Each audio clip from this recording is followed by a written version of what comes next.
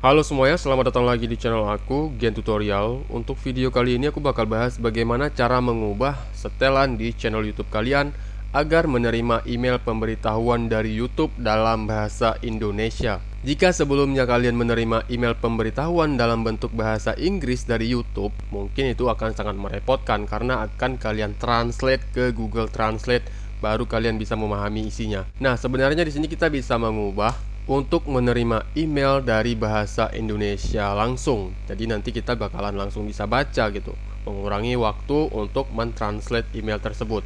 Caranya kalian silahkan login ke akun YouTube kalian, tepatnya ke YouTube Studio kalian. Nah, seperti ini. Lalu kalian klik di bagian setelan. Kita masuk ke setelan, kemudian di sini kita masuk ke channel. Kemudian kita klik ke setelan lanjutan. Lalu kita scroll ke bawah dan kita klik kelola akun YouTube di setelan lainnya.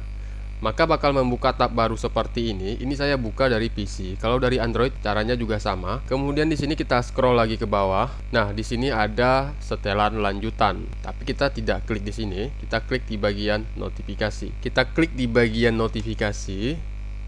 Kemudian di sini kita scroll ke paling bawah. Di sini ada bahasa.